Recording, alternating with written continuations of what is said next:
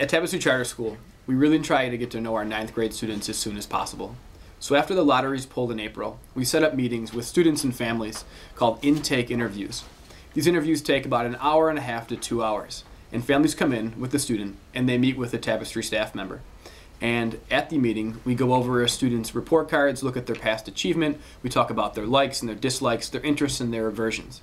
And then they take a few assessments. One really important one is the SRI, so we get a sense of what their reading level is when they're coming in. Another assessment that we give them are leveling assessments for Spanish and math to get a sense if a student should come into a 1 or a 2-year algebra course, Spanish 1 or Spanish 2. That way, when we start to create a student schedule, we have a better sense of where they should be at so they can best achieve in their freshman year. We take this information along with their discipline record and we take a picture. And so we have where they've gone to school, what their achievement has been, what their current level of academic success is, and we're able to create a class profile. And the class profile helps us to do things like choose crews, but we also use the class profile to make flashcards for each kid. So we have their face and we have their name. And each teacher has the time over July and August to go through the flashcards and memorize each kid's name. So when they come through the door in September, we can call them by their first name and really create a great community where the kids feel known well.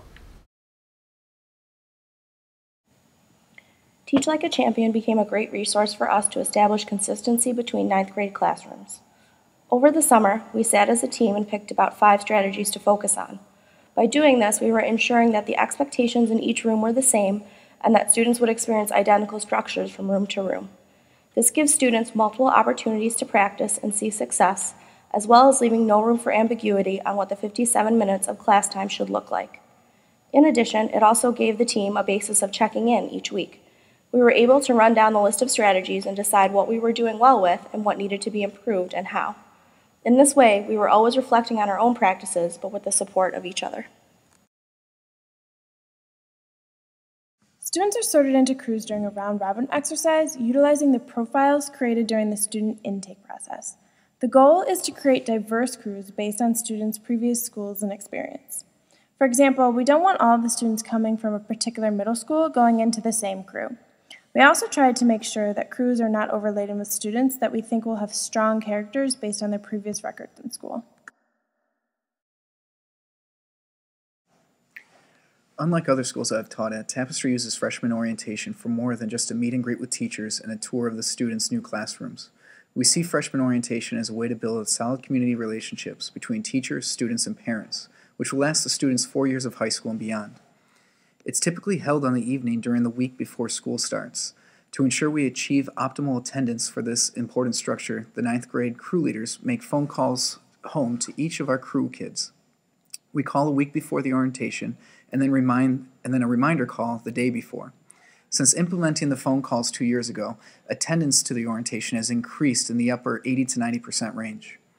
To some teachers, this may seem time-consuming, but it's imperative for families to realize we are going to be a part of their child's life for the next 4 years, and open communication is essential for positive relationships.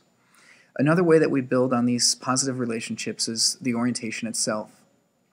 After the principal's welcome address and the introduction of crews, we separate students from their families. Parents stay with the principal and the dean of students to discuss bus passes, lunch, academic, and behavioral expectations, while students go to their crew rooms for the first time. The first meeting with students is ran like a normal crew day by utilizing an icebreaker and initiatives to help promote positive relationships among new crew members. I like to wrap up the session by reinforcing the idea that it does not matter what kind of student they are or they have been in middle school, but that high school is a clean slate for all of them. At that time, parents rejoin us and are invited to the circle to complete another icebreaker. The icebreaker can be something as simple as having students introduce their parents to new crew members. From here, we discuss what the first day will be like for them, how our grading system works, and introduce them to one of our other structures called Freshman Academy. As a closing, we usually have the students say one thing they are looking forward to, along with their parents. Families are invited to a guided tour of the school and refreshments. I cannot stress the importance of this structure, freshman orientation. It allows us to set up a positive communication with students and parents, and also allows us to outline new structures that may drastically be different from the student's previous school, such as Freshman Academy and Crew.